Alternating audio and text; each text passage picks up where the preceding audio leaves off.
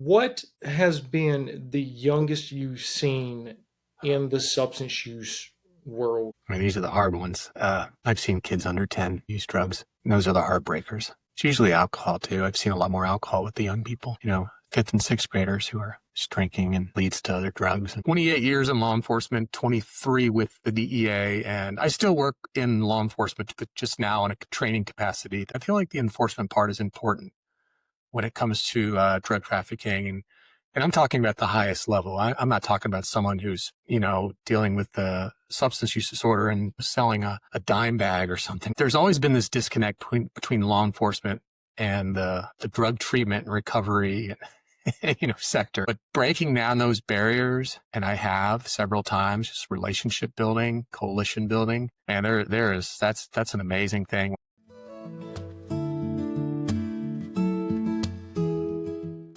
All right, so welcome to the One Moment Podcast, everyone. My name is Kevin. I am your boy and your co-host of the One Moment Podcast. We have a very phenomenal speaker today, a very distinguished, honorable, amazing guest today. And before we get into his experience and what we're doing in the community, I do want to say that on the One Moment Podcast, we talk about mental health, substance use, suicide prevention, suicide awareness. Listen, if there's anybody who's struggling, okay, please dial 988 for the National Suicide and Crisis Hotline. You also have SAMHSA, Substance Abuse Mental Health Services Administration. You can go to their website. You also have local emergency rooms. You also have local crisis centers. And if you live in the United States and any of the related territories, you can also dial 911 for the emergency number too. Okay. So things that we discussed today might be triggering for you, but do know that there is help available. We're not here to provide clinical, medical, or legal advice. We're here as an education to the public. We're here as trying to break barriers, break down stigmas across the board. That is our goal. Without further ado, I want to introduce Mr. Brian Townsend. Did I pronounce your name right? Yes, absolutely. And thank you. For a minute, when you said distinguished, I was thinking, did you bring a different guest on? But hey, thank you. I appreciate it. Right. Nah, and I do appreciate you being here. One of the things that I love about your history and kind of that fuels your passion is your experience as an ex or retired DEA agent. And I know you and I were kind of talking about that. So 23 years as law enforcement, right? 28 years in law enforcement, 23 with the DEA. And I still work in law enforcement, but just now in a training capacity. The 28 years was, a gun and badge holder. Now I'm just a trainer and speaker. Wow. Now, which one do you like more, being the trainer and the consultant, or being the one with the firearm and the badge? Which one you like more?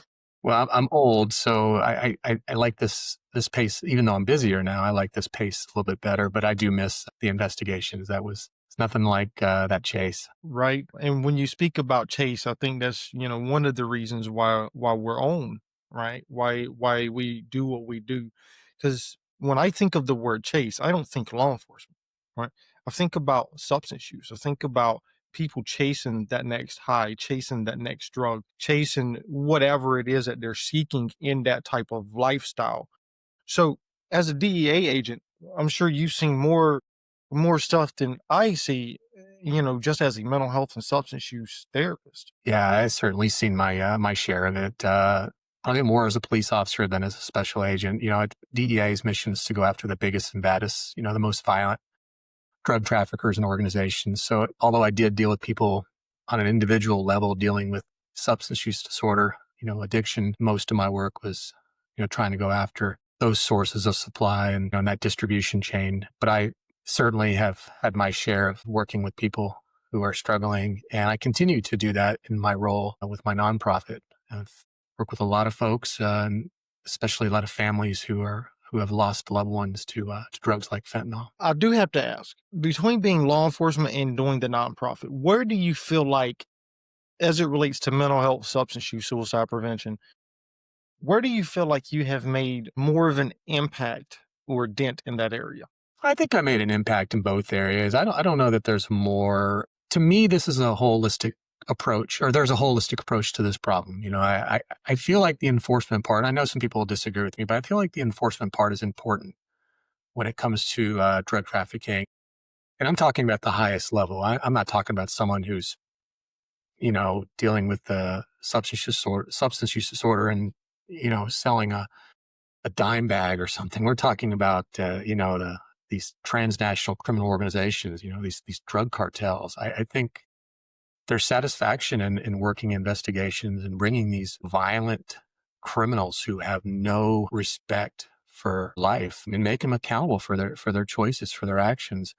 But I also found a lot of satisfaction, and I continue to, in this role with the nonprofit and working with people who are struggling and families that are struggling. And it's a different type of work, but it's rewarding. It's tough, as you know, it's tough. It's a lot of tears, a lot of sad faces, but it's just trying to move that piece, an inch at a time, right? Or the football, 1 yard at a time, right? And just eventually you're gonna score.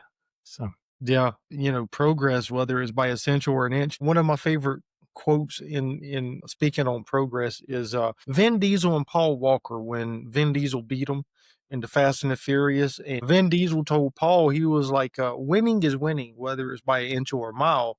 So progress is progress, whether it's by a cent or an inch. And even if we can only move that football 1 yard at a time, that makes it's perfectly okay. We're not here to tackle the whole problem in one day, and we can't. As you said, it's transnational drug cartels that is pushing drugs from border to border, country to country. And so, it might be busting that one person or stopping that one person, or it might be helping just that one family out in this one moment. Right. And so, yeah, progress is progress. inch or a mile, I like that. Right. I love it. I love it. Oh, Lord. So when it comes to being in the nonprofit, what do you feel like is a difference that you make now versus compared to being a DEA and or law enforcement in a general sense? One thing I've noticed pretty quickly is there's always been this disconnect between law enforcement and the drug treatment and recovery sector. In fact, there's still folks who probably wouldn't pick up the phone if they knew my background. But breaking down those barriers, and I have several times, just relationship building, coalition building, and that's an amazing thing. When someone says, I wasn't sure about your motive. I wasn't sure why you were doing this. Were you trying to, get information and give it to your friends in law enforcement or whatever, but when they realize that I was genuine and that I have a heart and that I care about people, I tell you that's pretty satisfactory. There's a lot of satisfaction in that. Yeah, no, I've been there 100 times.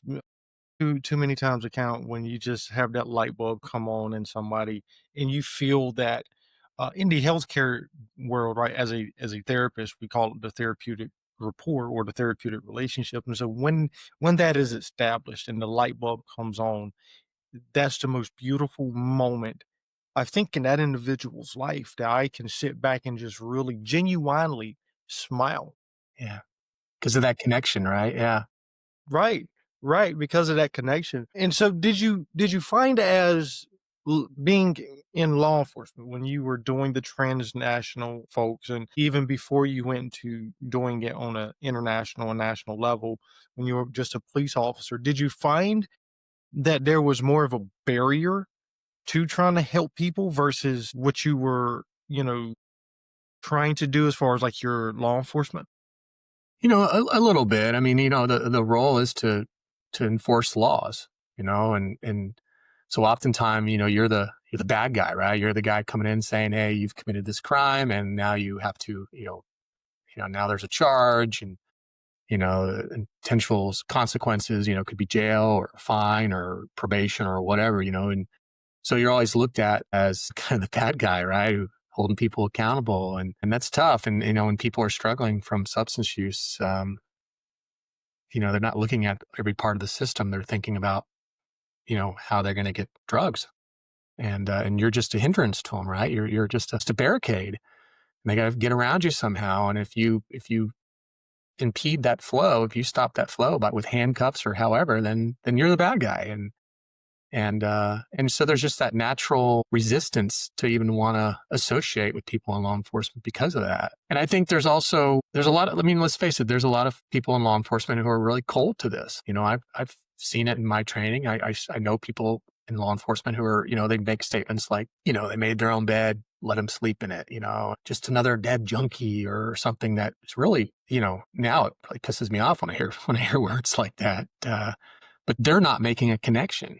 And you talked about it earlier, and you said you make that light bulb, that moment, that special connection. They're missing out on that, and I think that's something that a lot of people, first responders, have the ability to be, because they're on the front line. They're the ones dealing with these folks quite a bit. They have the ability to put a hand out and say, "Hey, look, I know you're struggling. I got to do my job. You may have to go to jail a day, but here are some resources. I want you to get better. I don't want to have to come arrest you. Let's figure this out." It's tough. It is. Just because someone gives you resources doesn't mean you're going to take them, and you have to be ready for that. That's a choice in a moment that person has to make. But just extending that olive branch, right? Just extending that hand and letting them know that, hey, you're a human and I care about you. And you may not be ready right now, but when you are, people like me want to help you. And I think that's very important to emphasize is that, regardless of the individual's background, they're just another human being. At the core of it all, they're a human being and they still deserve love, respect, connection, relationships, right? They still deserve all of those things. Do you feel like, or no, let me be, before I go there, I have a follow up question because you mentioned a lot of good stuff there. And I think it's important for the public to be aware because I know, politically there's this huge push. And I'm not going to use the phrase defund the police or defund law. I'm not going to use that because I think that's very extreme.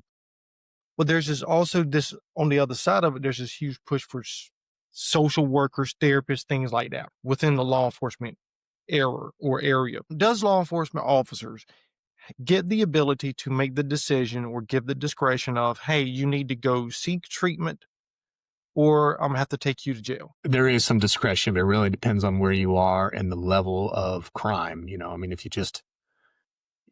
just burglarized a place, probably not going to get that discretion, right?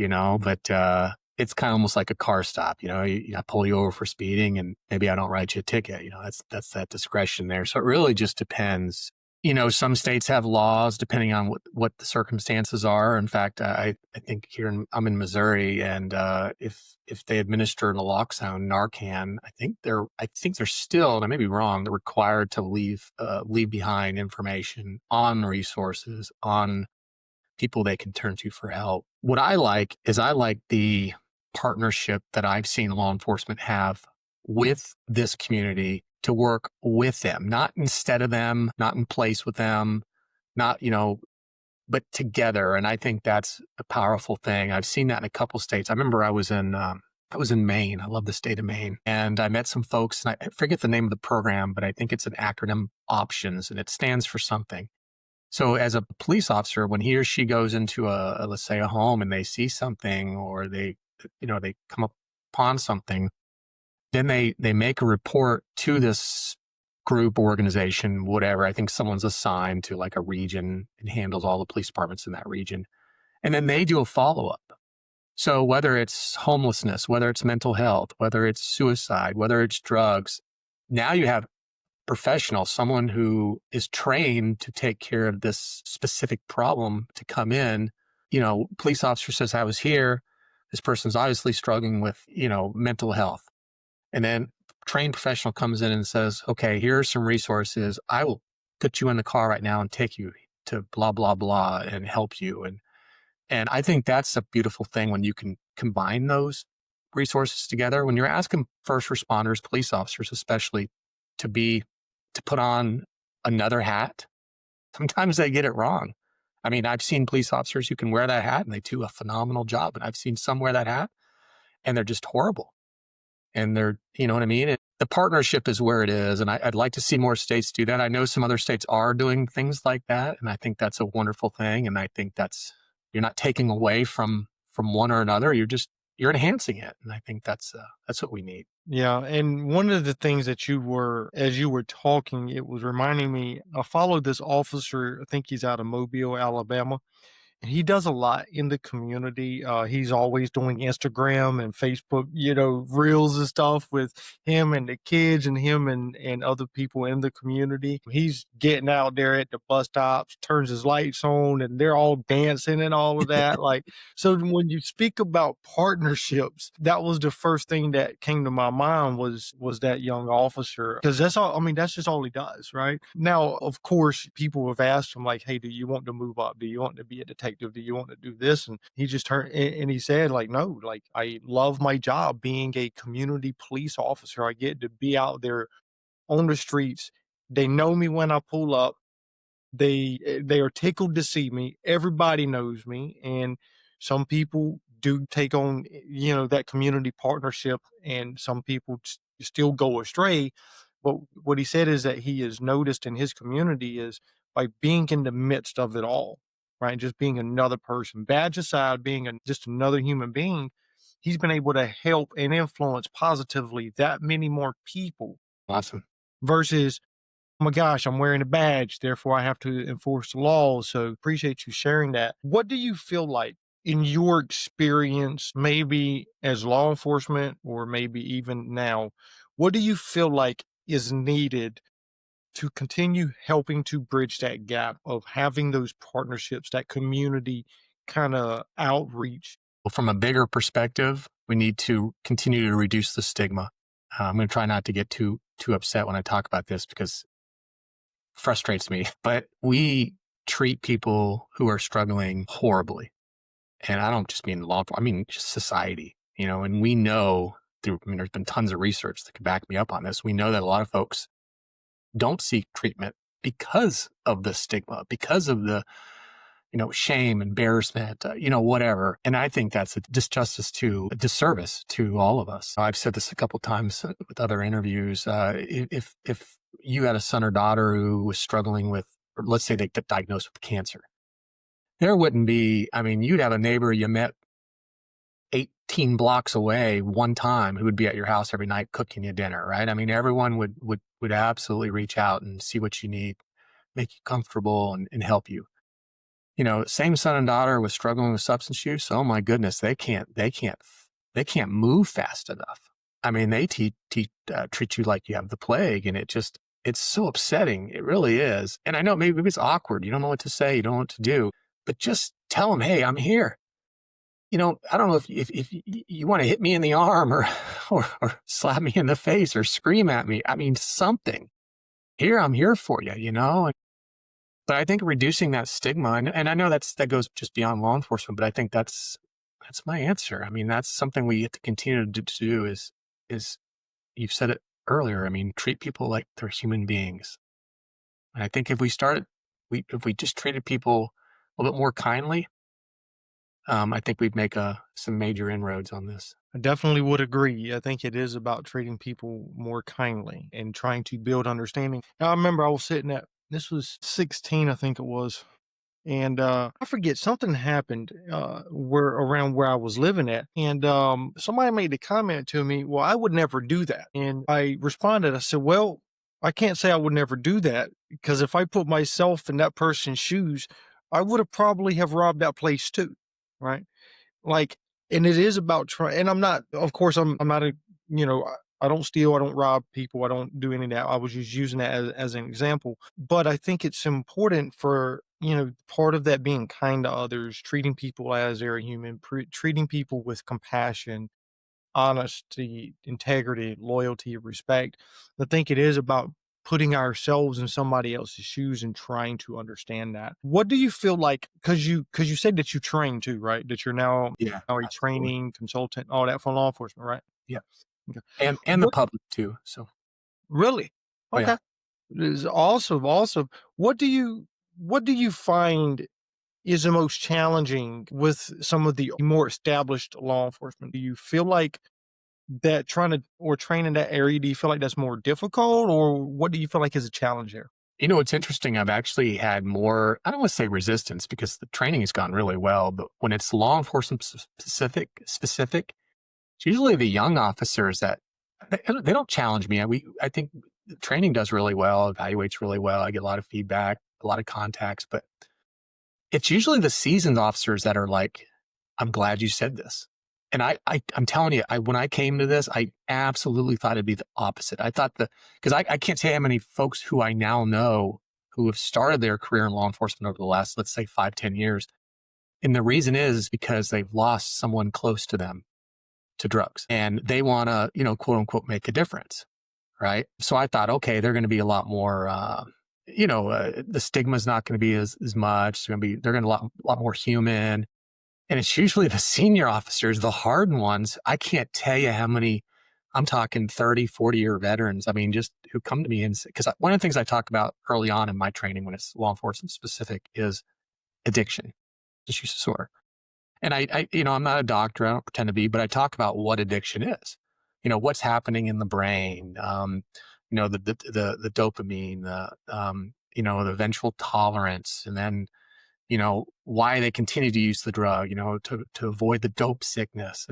And it's something that is never taught in police academies. And it annoys me because how are you going to deal with folks if you don't have a basic understanding of what's happening? So I give them that basic understanding. I talk about it. And I've had so many senior officers who come to me and say, I'm so glad that you phrased it like that. Because these young guys need to hear that these folks are struggling. This is real. This is someone who's in the depths of addiction is not just, hey, I want to get high today. I mean, it's a real thing that's happening to their brain. And if you don't have a basic understanding of that, well, then you're doing them a disservice when you're trying to help them. So yeah, I think some of the young officers who don't get that, even though their motives are pure, like I said, hey, I'm in this job because I lost my mom or I lost my brother, but they still don't really understand what's happening. And that's sad. It really is. I have found that the same thing coming, from a healthcare perspective. I've worked with many families who they don't believe in mental health. They don't believe in substance use problems. And they have said some of the craziest stuff. And I use the word craziest because I think it fits, where they just don't believe, and you can ask them simply straight out, well, do you believe in schizophrenia? And, schizophrenia, severe changes in the brain, right? Like chemically, developmentally, severe changes in the brain. So you can ask these people, do you believe in schizophrenia? Like I could potentially go with you on substance use, right? I could potentially go with you on borderline personality, bipolar, depression, anxiety. I might be able to kind of give you a little bit of leeway there. Schizophrenia. And their response is absolutely not. They just have a demon living in them. And I'm like, have them. Right. You're right. It is about trying to educate people and trying to break the stigma, because just because they have a diagnosis of substance use, opioid use, borderline, bipolar, anxiety, schizophrenia, any mental health diagnosis, it doesn't mean that they're a bad person at all. They're just somebody who was sick, right? Somebody who was sick is just similar to if they had cancer, kidney disease, anything. So I'm so glad that you are in that position where you're able to teach people. And so tell me, right? I know I asked you this prior to doing the recording, but like, what fueled you and your other partners to do the nonprofit? This is my way of giving back.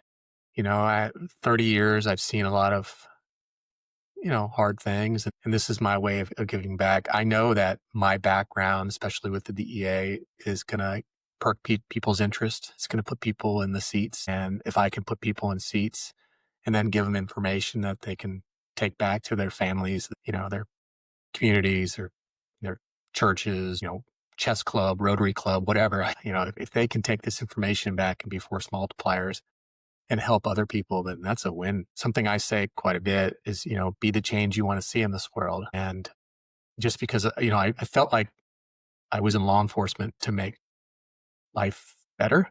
And I hope that what I do now is to make life better and be some type of positive change agent in this world. And again, if I can if I can spread a message or help spread that message, then it's very rewarding for me. Definitely would have to agree. It is about trying to, make change in the world where change is needed. Do you ever have anybody who might be resistant at first, but then comes back after the fact and say, "Hey, I appreciate that." It's usually people in the in the treatment or recovery community who, oh, your background was in law enforcement? Oh, okay, whatever. And then they I think I mentioned this earlier, then they learn a little bit more about me or it's funny, I remember sitting down with someone who, great guy, but he struggled with heroin and went to prison, the whole 9 yards. And we were at lunch together, and he just stopped and looked at me. He says, "Why are you doing this?" And I thought, oh, okay. And I answered him. He was just like, I gave you an answer there. And then I'm telling you, it wasn't a month later. I was sitting with somebody else who struggled with cocaine most of their life, and we were actually at lunch as well. And it was almost like the Twilight Zone, because he literally stops eating and stares up to me and says, "Why are you doing this?" I mean, they're questioning my motive. They're questioning, what's in it for you? Why? Why do you care? So I think that's interesting. Is it's usually from that community, but again, I think when people listen to me or at least get to know me, they know that I'm genuine. I'm not getting paid to do this. I This is how I can give back, and like I said, I know that I have information and experience and other knowledge and experience to help people. So why wouldn't I? Yeah. Yeah, it is, why wouldn't we give back to the community? I definitely love that perspective. So kind of similar question here, right? When you were in law enforcement, did you ever now I'm a no, I have a reason I'm about to ask this question, Okay, okay? I have a reason, and I'm gonna share a I've never self-disclosed this on any of my recordings or any of our shows, so I'm definitely gonna self-disclose this one. Did you ever have anybody where you had to arrest, maybe more than once, more than twice, where they came back to you years later my and said, goodness. "Hey, I appreciate everything that you did." Yeah, it's funny you say that. I was just talking about this to a colleague not too long ago. I did. It's actually happened a few times, but one that I actually felt the person was genuine, was legitimate. This person's girlfriend or wife, I forget at the time, was pregnant with their first child, and he was going to prison, federal prison. Of course, he blamed me, blamed the DEA for this. The reason is because he was a drug trafficker, a pretty large scale drug trafficker, and we caught him. And now there was consequences. Right now, he has to pay for his actions. But so not only was I the the law enforcement officer, I was the law enforcement officer who was putting him away when his wife was pregnant. That's a pretty big deal, right? But yeah, afterwards, um, it was interesting. It was conversation was very interesting. I actually thought about this a lot, and I appreciate what you did. I realized that it wasn't your fault; it was my fault, and I have to take ownership of my actions in life. And this wasn't someone that was struggling from substance use. This was someone who was just wanting to make a dollar, right? And so he was well aware of the actions and the things that he was doing. Fast forward 15, 20 years. This was a long time ago. This was early on in my career, this particular example. He did something stupid, which I can't talk about. I'm sorry, maybe I can talk about it off, but um, he's not in jail or anything like that. At least I don't think so. I haven't talked to this person many, many years. This is why I was talking about with a colleague not long ago, because they were telling me about something that happened with this individual. I feel like I'm being really coded right now, but it's back to your question. Yes, that has happened. That was the first time in my career that it happened. And the circumstances, like I said, were pretty wild. I mean, we're talking about a guy who missed the birth of his first child and really held a lot of resentment towards not only me, but the DEA, the U.S. Attorney's Office, all the law enforcement involved. But that was pretty cool that he did something pretty grown up. He reached out to many of us and says, "Hey, I get it. I messed up, and I gotta pay the piper now, right?" Wow. Yeah, that's a beautiful example. I remember there was this, look, I gave law enforcement a run for their money. I think back in the day, after I had my change of life, I think a couple of the officers got fired just because they didn't have as much work to do, right?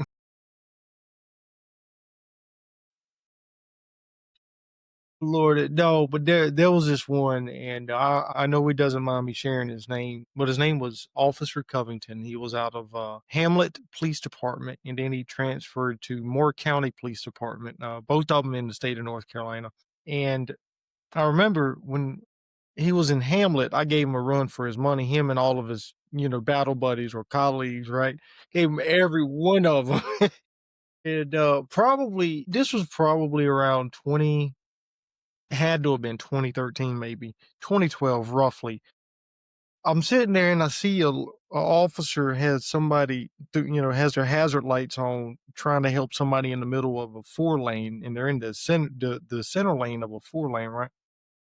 And so I just pull up my little scooter and I'm park it and I get out and decide to help. And it was Officer Covington. I never knew it. And that was the first time I saw him after I had my change of life, right?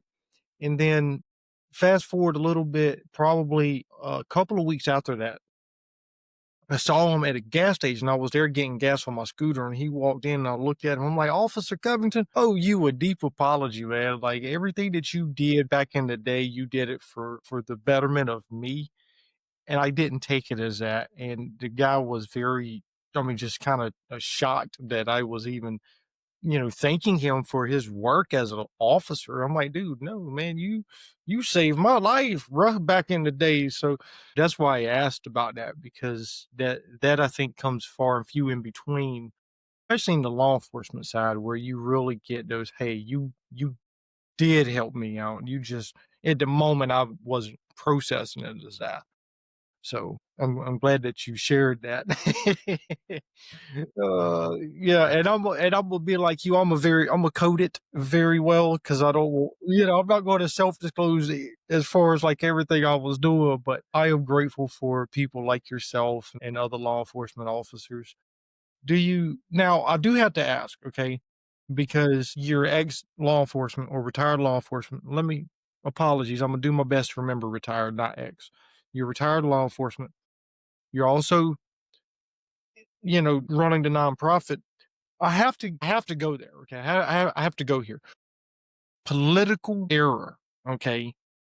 In this political space that we are in, do you feel like that has helped y'all or kind of like harmed y'all? And I say harm, like, do you feel like it's been a barrier to y'all's mission?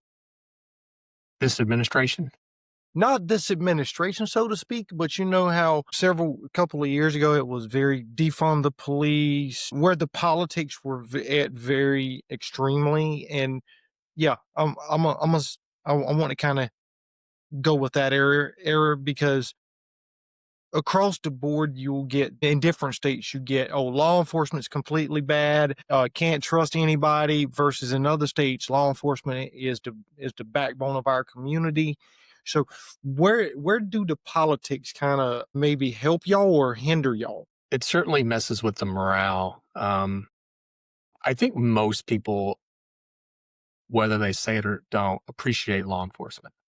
I think the vast majority of the public appreciates law enforcement. The problem is they're usually the silent minority when it comes to voicing that support, right? When you look at the politics, especially 4 or 5 years ago when it was, defund the police and things like that, a lot of the people in these political positions, they weren't voicing their support for law enforcement. And they were in some places like, like Minneapolis and other places, they were defunding the police. And that just hurts the morale. It hurts, when you have people who hold the purse strings or make these major decisions, these stakeholders, and they're not publicly backing you, or they're cowering down to a very small number of people who are just louder than the rest of us. It sucks, right? And yeah, I think right now in law enforcement, I think it's certainly cooler to support law enforcement, but verbally, we're seeing a lot more politicians do that. And it's funny, even some of the defund the police politicians are privately, they're funding them because they realize what happens. I mean, look, I mentioned Minneapolis, the communities, the neighborhoods that were especially heavy minority neighborhoods where we're seeing an increase in crime. I mean, they need the police, and now they're scrambling to figure out where they can get more money. They lack spines. They don't have a backbone, and they cower down to whoever's louder on the evening news, right? But I have to be careful about how I talk about politics sometimes. I talk about, in my experience, the DEA was pretty vast. I mean, I worked, along the Southwest border, so real familiar with the border and how that operates and the cartels and things like that. And we've had a few things happen at the border over the last year with this new administration. It's funny, people get so crazy when it comes to politics. If you say something in support of, let's say, Trump, then all of a sudden you're a MAGA and you're a BOS, or if you say something against them, then you're a liberal and you hate people and you hate America. I mean, it's like there's these extremes on both sides. So I'm real careful about how I talk about it. And quite frankly, and I've said this a lot as well, is I don't care about the politics. I care about people. So I can give you instances of things that Trump has done that I love, and I can give you instances of things that he's done that I absolutely despise. It doesn't mean I hate or don't hate or vote or don't vote. That's irrelevant. My interest is public safety. My interest is people. So yeah, I have to walk, especially with a nonprofit, I have to walk this fine line, right? I don't want to, come out on really one side or the other. Not that I'm trying to purposely go down the middle. I mean, if it ends up being 80% pro-Trump or 80% pro-Biden or Harris, then so be it. I'm going to give you my perspective from the public safety lens and from my lens of doing what I do. That's it. But it is nice to see more support for law enforcement, more public support for law enforcement than what we had in the past. I think it was always there, but it was certainly a lot quieter. Yeah, no, right. And that's the reason I asked, is because I want the public to know that even though, on the One Moment podcast, we don't shout support for one politic or another, like, we're one of those that when we speak out, right, like we're speaking, what is our motive in speaking out? It's not to take sides with anybody, but it's more so, to say, hey, there's this problem that we need to address and talk about, we need more attention about. And so that's why I asked, because I know that politics with law enforcement has been really kind of very loud, the last several years. And so I appreciate you answering that. I think it's important for us to know that, hey, law enforcement officers are not bad folks, right?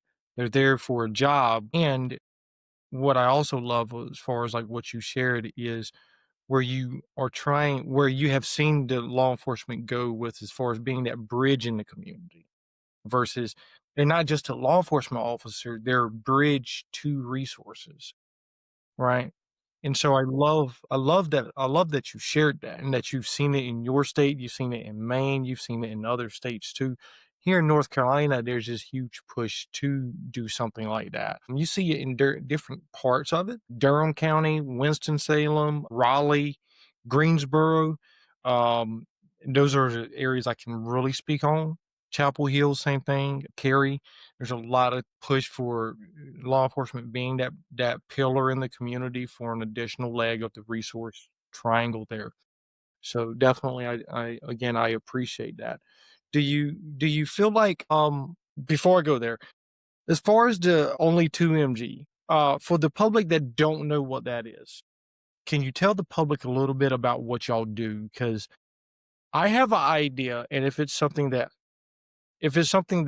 same thing I know, right? Or if it's something that I have experience with, absolutely 100% have supported that push a couple of years ago. So yeah, can you tell us a little bit about that? Yeah, so Only 2MG is the name of our nonprofit. It's 501c3. Let me back up a little bit and give you kind of the history of how I got there.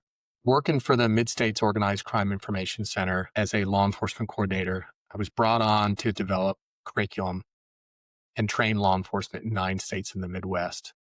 And obviously my background is drug enforcement. So I was building a lot of drug enforcement type curriculum, surveillance, informants, drug ID, et cetera, et cetera. And I built a class on opioids.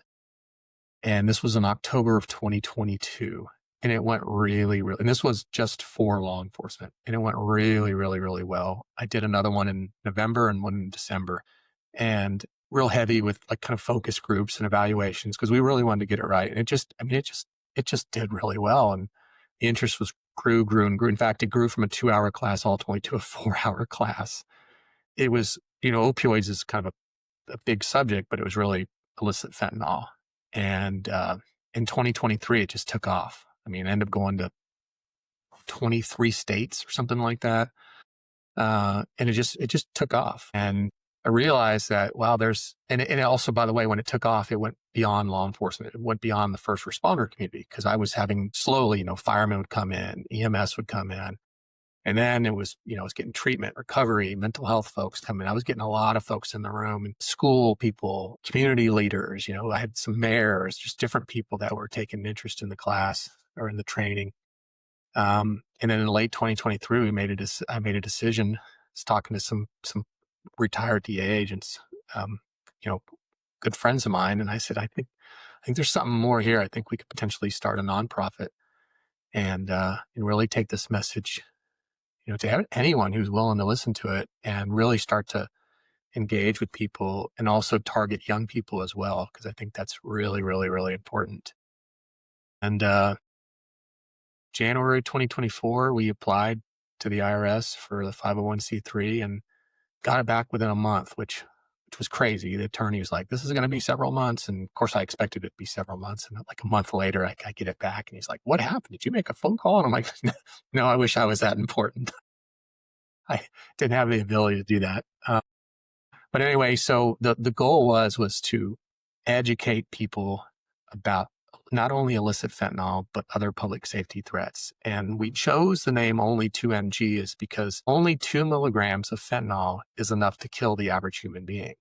So we wanted our name to be a reminder of what we're dealing with, and 2 milligrams is a couple granules of salt or sand. I mean, we're talking about a couple specks, right? And sometimes to put that in perspective, think of a sugar packet. A typical sugar packet is about a gram. So like a sweet and low package or something like that, it's a gram. Well, a gram is 1,000 milligrams. If 2 milligrams is a deadly dose, then that means 1,000 milligrams is 500 deadly doses. So if that sugar packet were fentanyl as opposed to sweet and low, then that little tiny sugar packet, that 1 inch by 1 inch package, would have enough fentanyl to kill 500 people. So we chose that name to be a stark reminder of what we're dealing with, what we're up against. And it just took off. We did 54 presentations in 2024, several states again.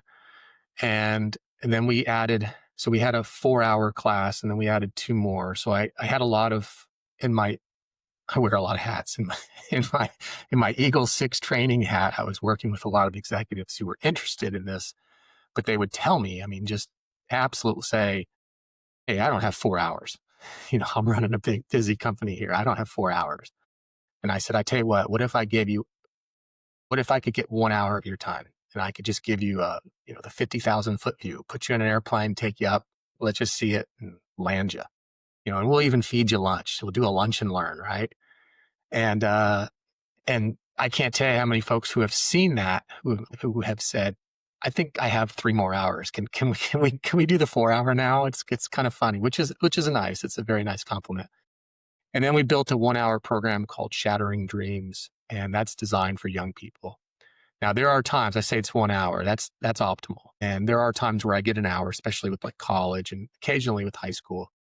But most of the time, if I can get into a school, it's, hey, we have 20 minutes, 30 minutes. It's usually shorter. And I will always say yes. I don't care if I have 5 minutes with young people. If I can warn them on the dangers of illicit fentanyl and other drugs that are in their drug supply, drugs that we didn't have when we were their age, then it's worth it. So yeah, we made the nonprofit. We're going. We just brought on a new executive director earlier this year. She brings a lot of media experience. It's one of the reasons why I do a lot of podcasts, a lot of national media, Fox, CNN, things like that. just trying to get the word out.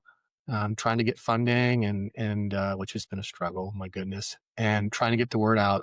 Ultimately, what we're trying to do is scale. I am 99.999% of all the presentations are from me, but I have oh my goodness, I have a ton of retired law enforcement officers, DEA and local, who are interested in doing this type of work, who really want to get in front of people, kids, communities, law enforcement, whoever, and spread this message. We just can't afford to do it. Most of what I did over the last couple of years has been self-funded or funded through my other business. You know, can't do that forever. I don't have a tree I can just shake and money falls off of. So that's the long answer. That's what we designed. Was was fentanyl training that now has, like I said, expanded into other public safety threats as well. Sometimes when we go into schools, they ask, or when I go into schools, they ask for, hey, we definitely want to hear about illicit fentanyl, but can you talk about, today's marijuana? Can you talk about, whatever? And absolutely happy to accommodate whatever the needs are of the school or the whatever the ask is. It's beautiful. And where I work at, I'm not gonna say any names, but it's inpatient behavioral health care unit. And so I've seen this huge significant increase with this cannabinoids where it is like, I mean, it is multiple people a week that is, cannabinoid related hospital admission. I'm gonna just keep it on a general term there. And it has been so concerning to me. And so, as a substance use therapist and a certified clinical supervisor and a mental health therapist, I've made it my point to couple about a month and a half ago, I put together a presentation for all of my colleagues because I'm the only substance use clinician that works on the unit, and so I've had, a lot of my colleagues kept asking me, "Well, what is this? What is that? What is this? What is that?" So I put together a training presentation on the different cannabinoids that I have seen on the rise, Delta 8, THCV, THCA, things like that. And I also put in kratom and xylazine too. Xylazine is another big one. It's not Drink, hit us, huh? drink, yeah. Yeah, yeah, no, 100%. It's not hit us like it's hit Seattle, Pennsylvania, or Philly, California, and other big cities, but it's coming slowly and surely. And so I put together this presentation for everybody because this man, like it needs more education out there. On the record, if you want to use my presentation, I'll send it to you. Um, Awesome. Want it. It's not an issue at all because I think it is about getting the word out there. So, next question then, I'm curious as to because you've worked in law enforcement on two sides as a police officer in DEA, and also you're doing the nonprofit now. What has been the youngest you've seen in the substance use world?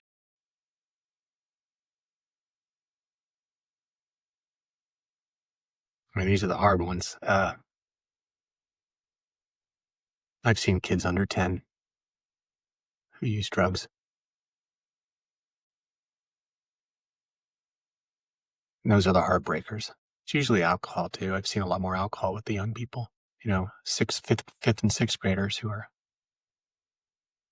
just drinking, and it leads to other drugs. And I was more as a police officer, and now even some of the work I'm doing now, when I talk to some of the families and stuff who have young people, young children who are struggling with this stuff.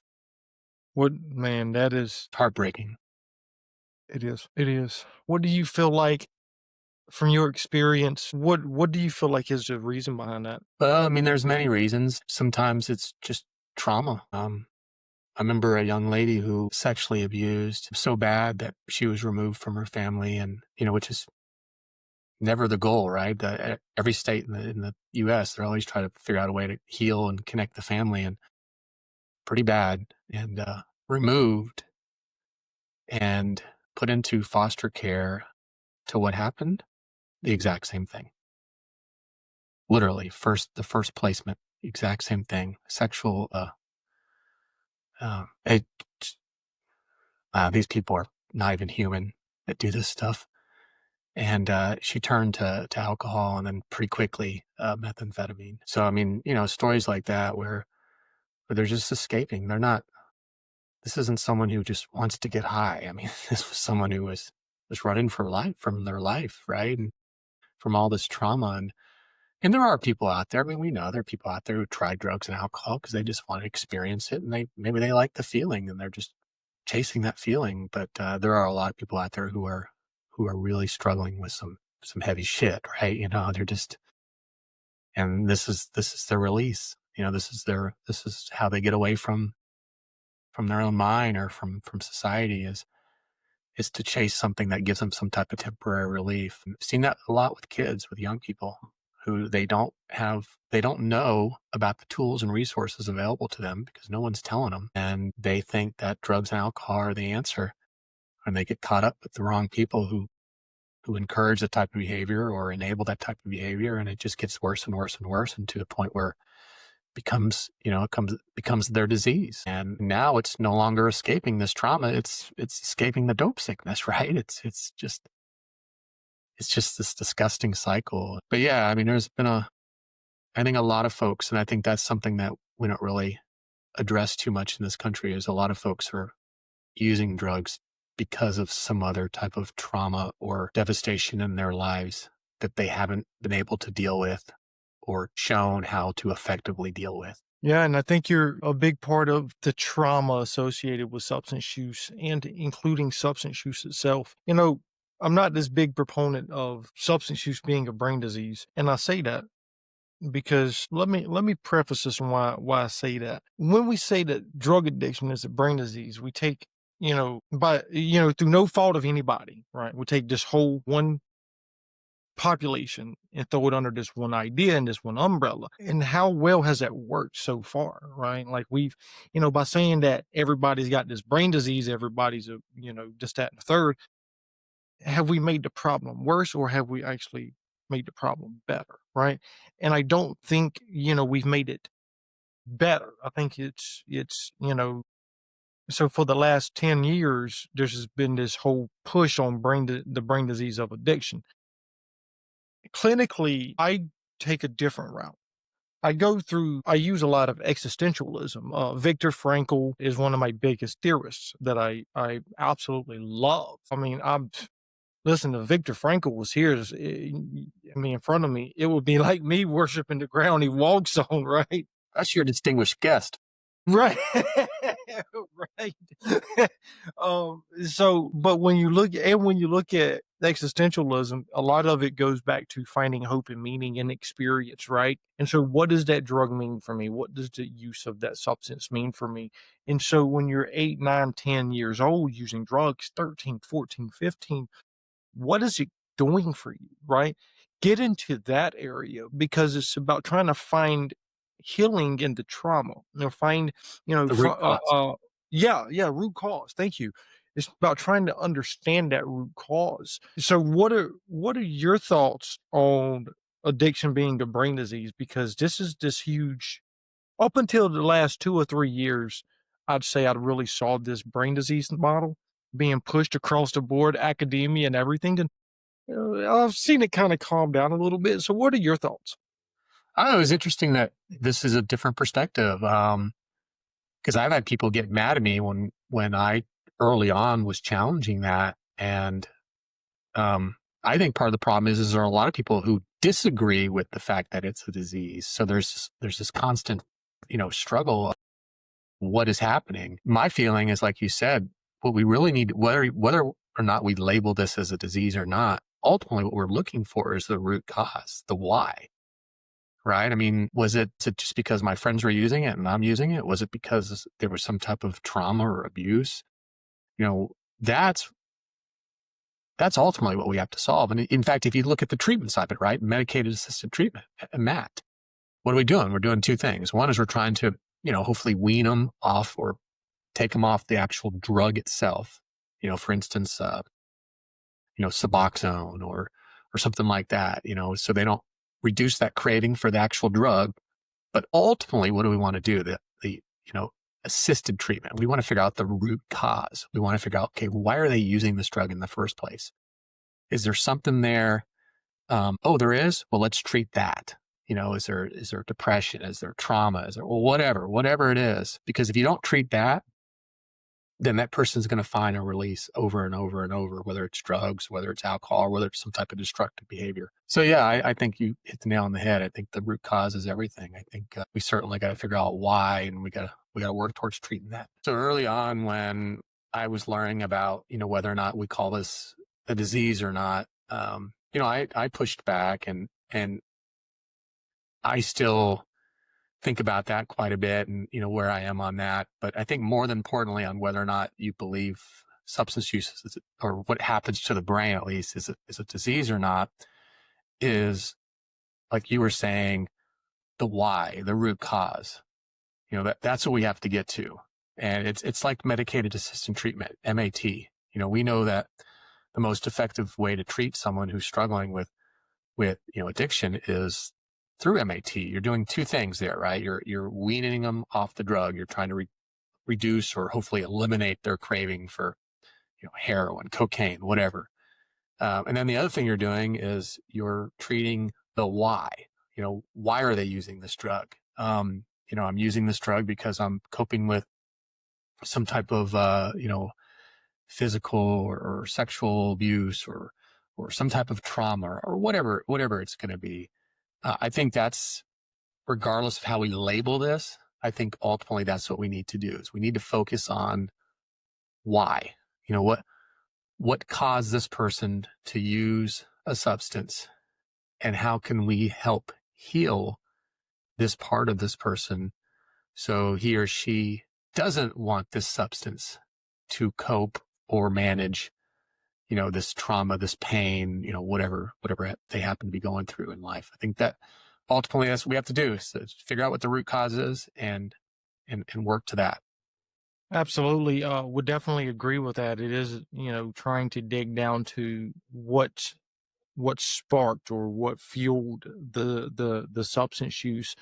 Do you find that being law enforcement and or also through only 2MG, do you find that that is a struggle for y'all to try to help get to that root cause? It can be. I mean, when you're dealing with, when you're in the midst of a substance use disorder, if you're the person who's dealing with it, you're not thinking about the root cause. You're thinking about the drug, especially depending on how deep your addiction is. I mean, dope sickness is a real thing. People died from that, right? I mean, so there are people who you can't even get to the why, because the pain from not using drugs is so real. You have to deal with that first. So it's almost like baby steps, where, okay, let's wean you up. Let's get you to the point where we can start dealing with the mental part of what's happening. But we first need to take care of this physical part, this pain, these withdrawal symptoms you're experiencing. From my perspective, from law enforcement, I think there is a misunderstanding. I think it's getting better. But like I said, I think I talked about it earlier in my training. We talk about that early on in my training, on what's happening. And I'm not trying to, they're not going to leave being experts, but I want them to have a fundamental understanding of what's happening, so they can at least appreciate it, not agree with it, but at least appreciate it, understand it, respect it a little bit more. So I think that's the biggest part for society as well, not just law enforcement now, is people don't, I mean, how many times have you heard this? Why can't my son or daughter just stop? Why can't they just stop? Don't they know what they're doing to this family? Don't they see the pain they're causing? It's not a matter of just stopping. I mean, how many, I've also heard this a lot, I wish I could stop. I don't want to cause this pain. I don't want to, overdose. I don't want to go to jail. I don't want to have all this crap happening in my life, but my brain is telling me I need this drug, right? So we've got to cure that. We got to wean them off that craving, and then we got to figure out the why. Again, go after that root cause and educate everyone else who's not involved in this process that that's what we're doing. Now, I do have a question, okay? Because I think I know the answer, but I prefer not to assume. Who do you find that trying to break that, when you're trying to break those stigmas and break those barriers down, who do you find is, or where do you find most of the resistance to be at in society in a general manner? Do you find it with law enforcement, families? Do you find it with people who don't understand? Like where do you see most of your resistance, where y'all's resistance coming from? Families, there's not enough. First of all, I say most, I mean, that's probably not fair to me to paint it all as most, but I can tell you from my perspective, many parents don't care until it's too late. Many, many, many parents, from my perspective, are reactive and not proactive. So the resistance is there. And then sometimes it's not because they're just, don't want to believe it. It's just that they're kind of ignorant to it, right? They don't understand what's happening.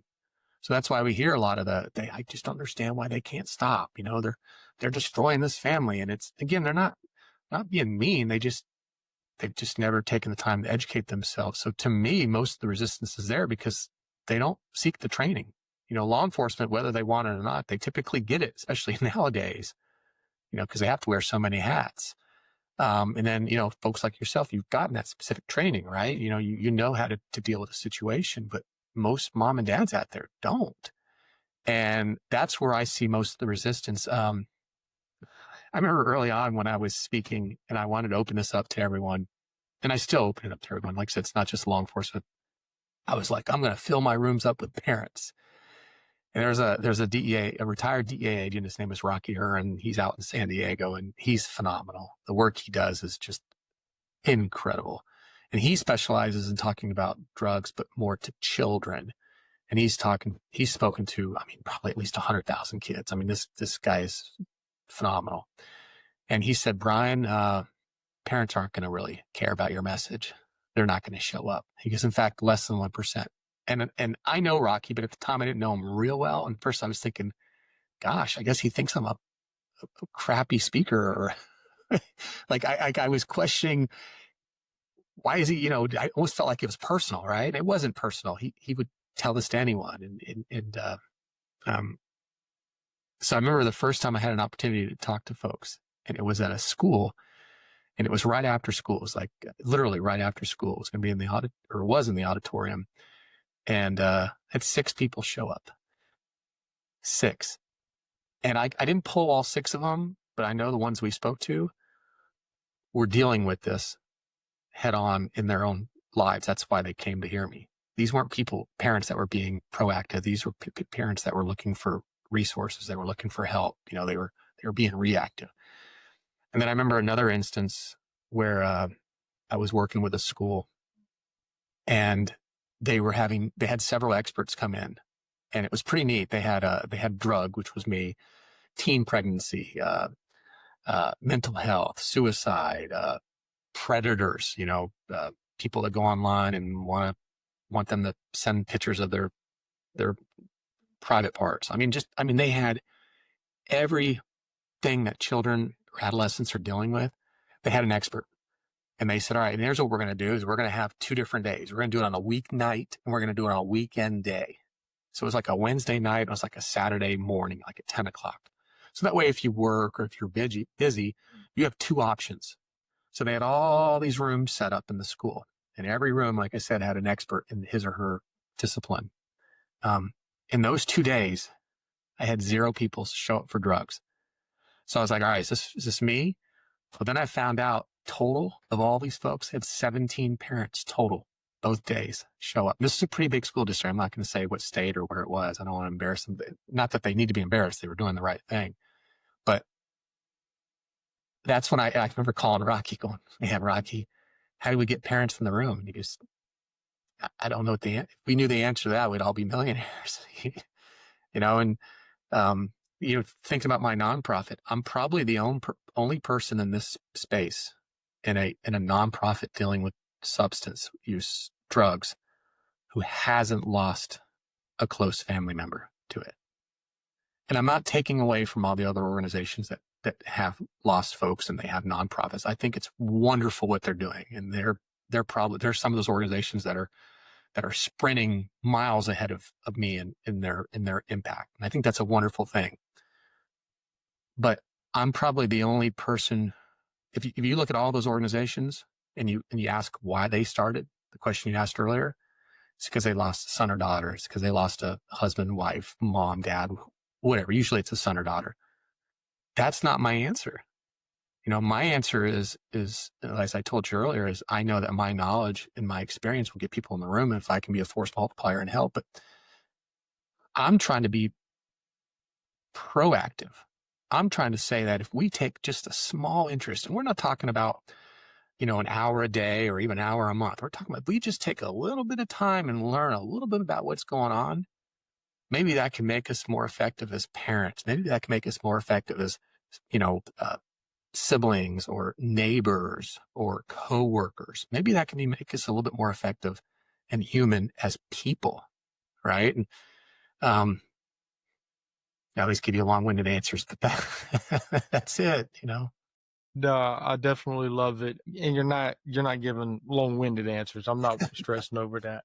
Uh, no, because I think it's beautiful that you shared this. So, I want to ask one of the last few questions here because we're pushing an hour and a half. Okay, roughly give or take. You said earlier, proactive versus reactive. Parents are showing up late versus being proactive. Yeah. I think this is a question that needs to be asked. All right. What is considered too late? Well, from my perspective, what's too late is when they've usually lost a son or daughter. When I say majority, I'm saying probably 95% have lost a son or daughter of the folks I now talk to. And I hate to say too late because and I know you're not being cruel and I'm not either.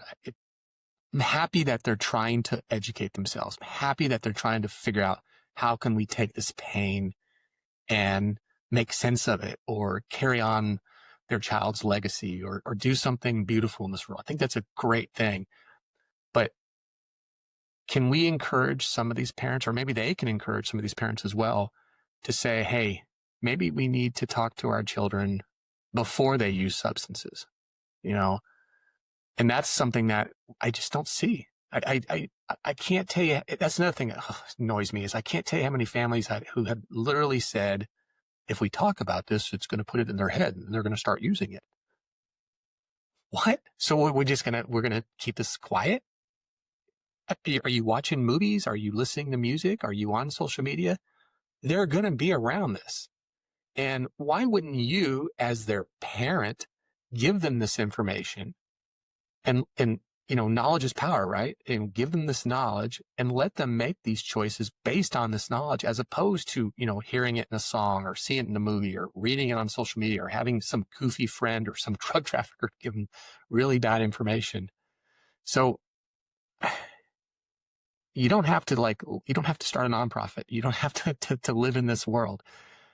You just have to give yourself a little bit of information, take that little bit of information and spread it into your own circle of influence. And whether that's one child, whether that's your church, whether that's your work, whatever that is, then boom, you've taken that seed and you've grown it into something hopefully beautiful that maybe, helps somebody make a better choice and save them from the pain that so many people feel because of drugs like fentanyl and the loss, and the losses in their life because of it. Wow. No, I definitely would agree. We're coming down to the end, okay? And I've got a couple of the most important questions ever that you're probably going to No. be asked today.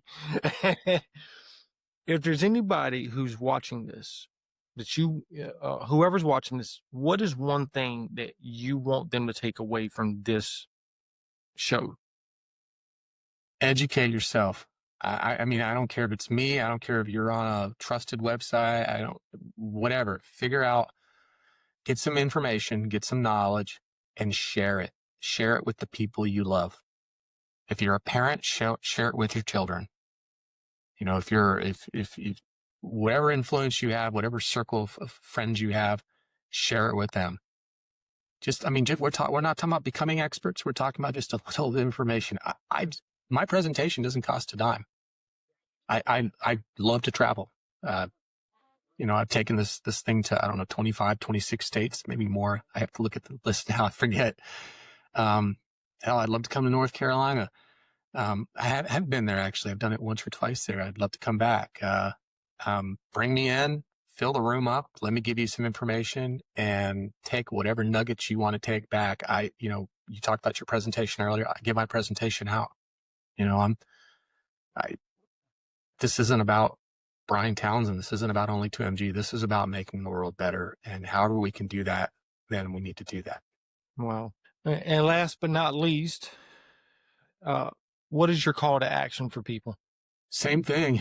Well, that's number one, is just get some information and share it. And number two is, I think, really kind of, to me, kind of the theme of what you and I have been talking about over the last hour or so, is be the difference you want to see in this world. What kind of impact do you want to have? We remember celebrities or movie stars, but I want to be remembered for the positive impact I had, not because of a movie or song I wrote or played. And I'm not taking away from those people. Like, my point is we can all be positive change. Why wouldn't we be? Why can't we all just move a little bit? Imagine this world. Maybe I'm being silly, but it's kind of like John Lennon's Imagine, right? I mean, I'm not naive. I've seen a lot of bad in this world. But why can't we all just, move that ball a little bit closer to the goal line? Yeah, absolutely. Would definitely agree with that. It's about trying to move that ball 1 yard at a time, if we can, when we can, how we can, and where we can, right? So if anybody wants to ask you to come on and speak, maybe do a news report with you, maybe do a podcast, or maybe even get you to do some training, what's the best way for them to contact you? My website is, my main website for this is only2mg. So it's ONLY and then 2, just the number. It's not spelled out. And then MG, which stands for milligram. So only2mg.com. That has information about what we do, has our schedule on there. My goodness, I got to update that. Usually he's pretty good about updating that. I don't think I've updated it in a while. I'm going to be in like 7 states in October. So I need to get on there and work that up. But anyway, my schedule's on there. What we do is on there. My contact information's on there. I'm pretty good about getting back to people. If I don't right away, then, I'm on a podcast or I'm on an airplane or I'm in front of an audience. But, I love to connect and I love to help in any way I can. So only2mg.com. Well, Mr. Townsend, has been an absolute privilege and honor having you on today. I am humbled by your experience. Thank you again. Yeah, no, thank you. Appreciate you and appreciate the work you're doing as well. So thank you for the opportunity. Absolutely. Thank you.